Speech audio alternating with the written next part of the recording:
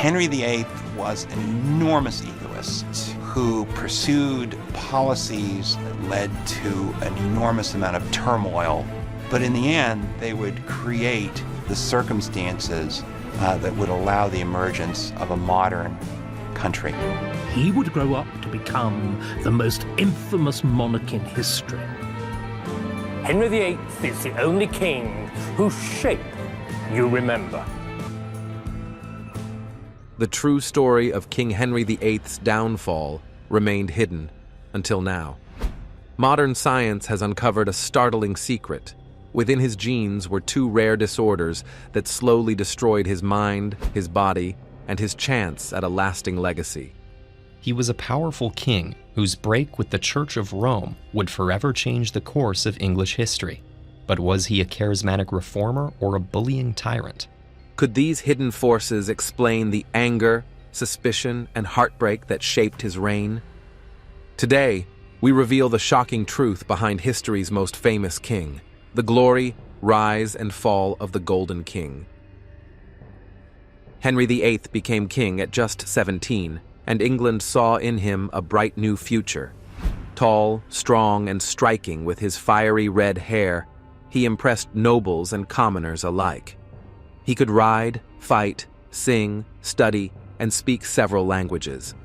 To the people, he wasn't just a king, he was a symbol of hope and promise. His coronation was a celebration of color, music, and cheers as the streets of London honored their young ruler.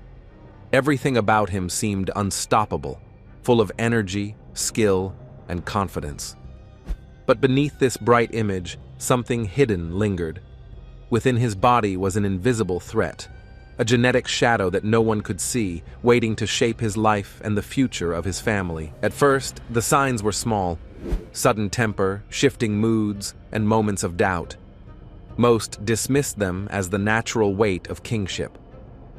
Yet these early cracks hinted at a deeper struggle that would slowly grow, transforming the young, admired prince into a man burdened by forces beyond his control. Over time, his mind and body began to betray him, and the radiant figure of England's golden prince started to fade.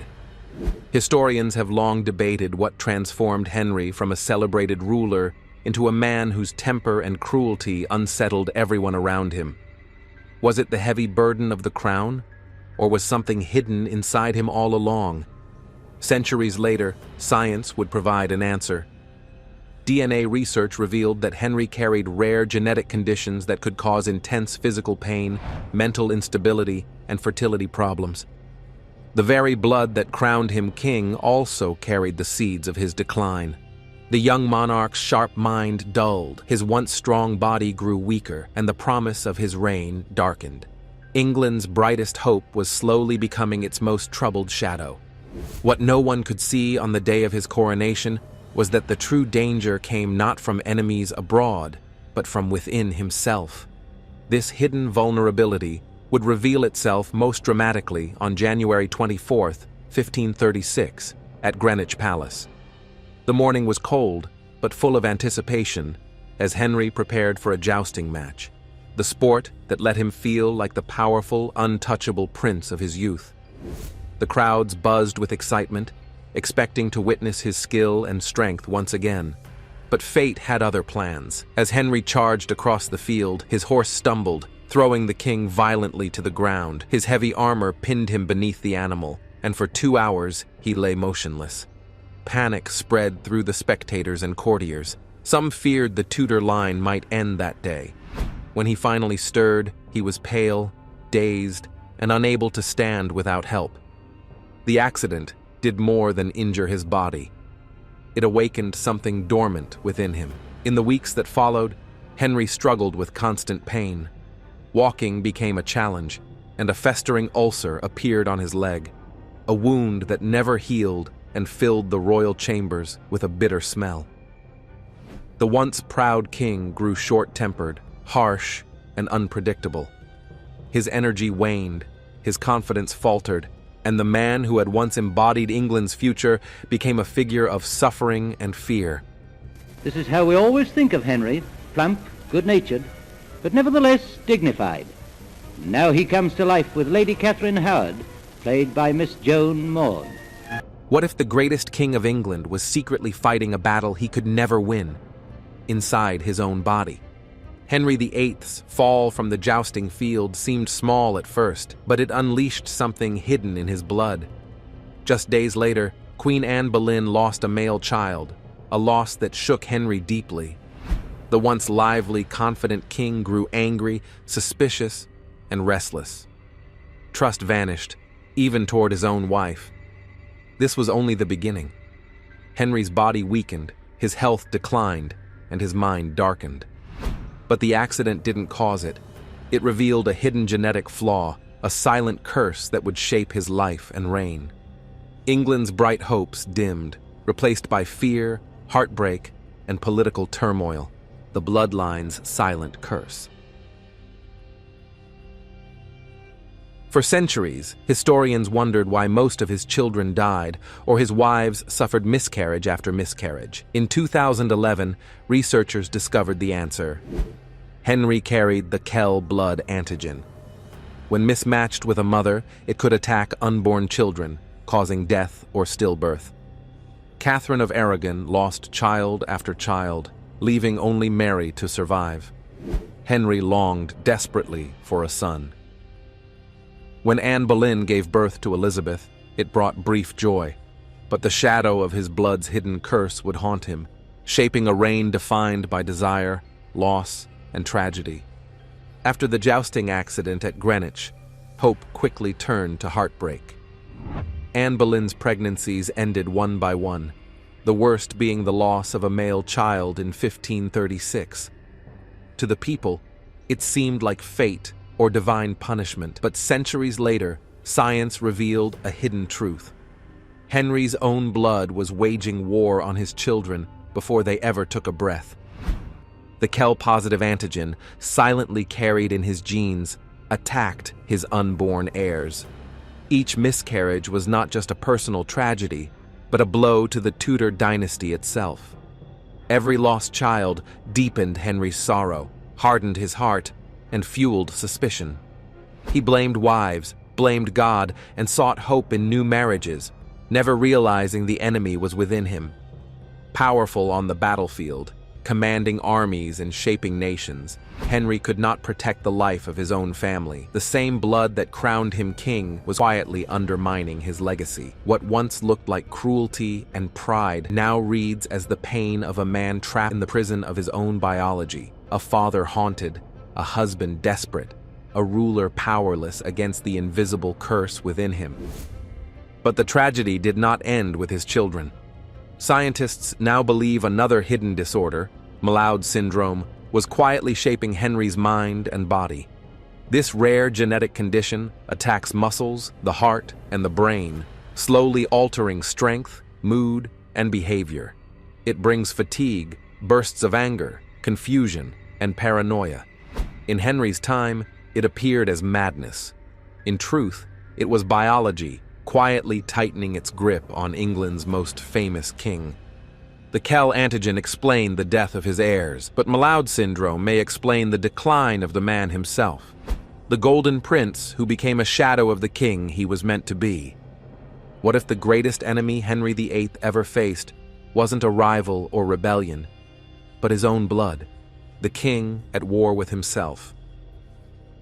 After the fateful jousting accident of 1536, Henry VIII began a slow, devastating decline that no one at the time could explain. The young, commanding king, once full of energy and charm, grew heavier, slower, and consumed by pain. His mind, once sharp and curious, clouded with suspicion. The laughter that once echoed through his halls was replaced by outbursts of anger. Those who had admired the Golden Prince barely recognized the man he had become. Courtiers whispered about curses and divine punishment. Friends and allies lived in fear. Anne Boleyn, the woman he had married for love and ambition, was accused of betrayal and executed. Loyal advisors and even servants tread carefully, uncertain when Henry's moods might turn against them. But the truth was far more tragic. Henry's brain and body were under attack from within. Modern research suggests a rare genetic disorder, Malaud syndrome, gradually deteriorated his nervous system, heart, and muscles. The condition brought fatigue, pain, and mental strain that would have seemed like madness in the 16th century.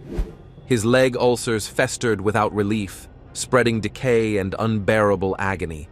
Walking, climbing stairs, even rising from a chair became monumental struggles. Pain shadowed him every hour of the day. Treatments of the era, burning or cutting the wounds, applying herbs or heavy cloths, offered no real relief and often worsened his suffering. The body once admired for strength and grace had become his prison. Circulation slowed, his heart strained, and muscles weakened beneath the weight. Each meal, meant to comfort, became a reminder of how deeply he had fallen into exhaustion, frustration, and despair. Henry's rage, paranoia, and cruelty were not born of mere pride or sin. They were the symptoms of a man betrayed by his own blood. His golden youth, promise, and vitality had been replaced by a body that could no longer support the weight of his crown or his suffering. By the time he reached his 50s, the once celebrated prince was almost unrecognizable. A towering figure trapped in a failing body, haunted by pain, loss, and the ghosts of children he could never keep. Yet the story didn't end with his death. The silent flaw in Henry's bloodline would echo through his children and shape the destiny of England itself, a legacy both powerful and tragic, carried long after his final breath. Every meal became a trap. Pain drove him to indulge, and indulgence only deepened his suffering. The royal kitchens never paused. Heaps of roasted meats, buttery pastries, and spiced wines paraded before him. To refuse was unthinkable. Weakness was forbidden. And so, the king ate, each bite fueling both pleasure and agony, while his body silently fought against him. Medicine offered little hope. Renaissance physicians, convinced that illness came from imbalances of the humors, applied remedies that often worsened his condition. Tight bandages choked his circulation, and treatments like bleeding and purging drained what little strength he had left. His swollen frame became a battlefield, trapped between pain and misunderstanding, his body growing heavier, weaker, and more fragile with every passing day. To the world, Henry's size spoke of wealth and dominance, a visible emblem of power in a kingdom where famine and hardship were common.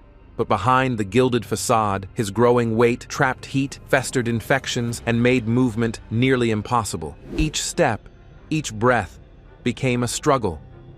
His once perfect frame had become a prison. As his body faltered, his temper darkened.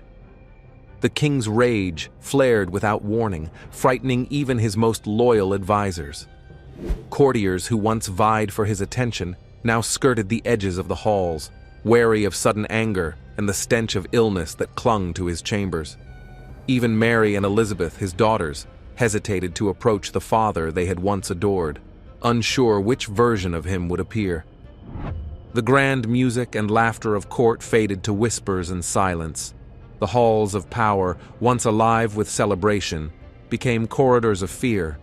Henry fought to maintain appearances, dressing in rich fabrics and ornate jewels, commissioning portraits that recalled the vigor of his youth.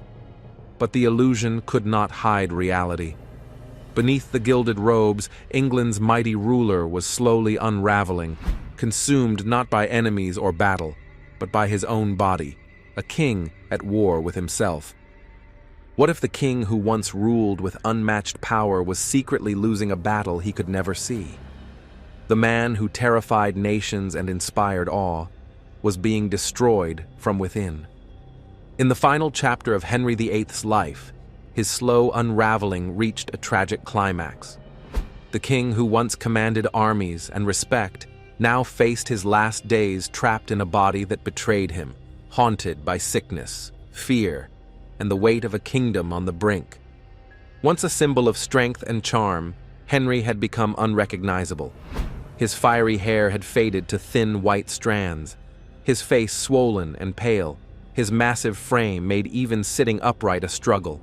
Each breath was a labor, and thick bandages wrapped his legs, leaking and staining while servants worked tirelessly to lift and care for him, their faces etched with fear and sorrow. Decades of ulcers and infection had ravaged his body.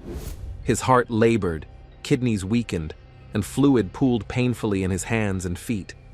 Eyes that had once commanded rooms now dulled with exhaustion. Some historians believe he suffered from heart failure, diabetes, and kidney disease, a cruel culmination of injury, indulgence, and neglect. Yet the true horror was not just physical. His mind, once sharp and confident, had become a storm of paranoia and delusion. Trust was gone. Suspicion consumed him. Friends, advisors, and even his daughters lived in fear of his unpredictable rage. Between furious outbursts came moments of despair, haunted by sins and terrified of judgment, real or imagined. The court had become a place of whispers and dread. Ministers walked on tiptoe, afraid to speak, while the empire he had built trembled under the shadow of its dying king. England itself was restless, its politics unstable, as the ruler at its center wasted away. In January 1547, the end arrived. Henry lay confined to his bed at Whitehall, his massive body swollen, fevered, and failing. Breath came in shallow gasps. Priests and servants hovered, hesitant to disturb him. As dawn broke, the strength that had once shaped an era faded. The man who had once seemed larger than life could barely speak. His frame trembled with each fading heartbeat until it stopped. The great King of England was dead. Silence fell in the chamber, broken only by the soft cries of those who had tended him. Moving his corpse was a Herculean task, a final reminder of a life weighed down by indulgence, pain, and unseen disease. The Golden Prince who once promised England a bright future had become a cautionary tale. Across the nation, grief mixed with relief. One thing was certain: a powerful era had come to an unforgettable end. The man who shaped a nation, waged wars, and broke traditions was quietly unraveling from within, his fate sealed long before history took notice. Legacy written in blood. The irony is striking. Henry VIII, a ruler who sacrificed everything to secure his dynasty, nearly shattered it instead. His relentless pursuit of a male heir left heartbreak in its wake, and the diseases hidden in his blood stripped away both his health and humanity. Yet even in death, his influence lingered. The empire he forged trembled but endured, carried forward by the very children he struggled to protect. Mary would rule with fiery determination, and Elizabeth would rise to restore a crown beset by turmoil. But one question remained. How could a man so formidable be undone by forces inside himself? For centuries, Henry's name inspired both fear and fascination. He was remembered as the tyrant who defied the church, executed those closest to him, and ruled through intimidation. But modern science would tell a different story, one far more human. Beneath the myths of sin and madness lay a cruel biological reality. In 2011, bioarchaeologists Kira Kramer and Katrina Whitley revealed what historians could never explain. Henry VIII's suffering traced back to two rare genetic conditions: KEL, positive blood antigen, and MLOUD syndrome. These were not marks of moral failing, but the silent, relentless consequences of his own DNA. For the first time, science offered a posthumous autopsy of Henry, not his flesh, but his bloodline. The discovery illuminated decades of confusion. Previous theories, from syphilis to diabetes, even Cushing's disease, failed to align with the timeline of his decline. His physical deterioration, his violent mood swings, his recurring miscarriages, and his mental unraveling were too precise, too consistent to be explained by chance. The truth had been written in his genes from birth. The KEL antigen revealed why Henry's marriages were marred by repeated tragedy. When a KEL-positive father conceives with a KEL-negative mother, Her body can react violently to future Kell-positive children, treating them as threats. Each miscarriage, each infant lost, followed the merciless logic of biology, not divine punishment. Catherine of Aragon, Anne Boleyn, Jane Seymour, all endured heartbreak caused not by fate or curse, but by the blood flowing through Henry himself. Mloud syndrome added another layer to the devastation. This rare disorder attacks muscles, the heart, and the nervous system, often emerging later in life. It can transform a strong, charismatic individual into a man weighed down by confusion, fear, and aggression. The athletic young prince who once dazzled Europe would slowly become suspicious, temperamental, and unpredictable. His strength eroded, his brilliance dimmed, and the Golden King became a shadow of himself. Viewed together, these two conditions paint a haunting portrait. A man doomed from the start by the very blood that crowned him. Every fury, every betrayal, every harsh decision might not have sprung from cruelty alone, but from fear, physical pain, and a body in quiet revolt. History remembered a tyrant, but the truth tells of a man trapped by his own biology, a king caught in the merciless grip of fate written in his DNA. Henry VIII's story is no longer just one of power or fear. It is a tale of human fragility. Behind the crown, behind the legend, was a man trapped by forces he could not see or control. His cruelty, his suspicion, his relentless quest for heirs, all may have been shaped as much by his biology as by his choices. This discovery asks us to reconsider what we think we know about history. Can we judge him solely as a tyrant, or must we also see the struggle of a man imprisoned within his own body? Perhaps his rage was not the sound of a tyrant's ambition, but the silent cry of someone whose own flesh betrayed him. In the end, Henry's true adversary was not his enemies, not his wives, not the politics of his time. It was the very blood that flowed through him, a hidden script that guided every heartbreak, every tragedy, every moment of fear and anger.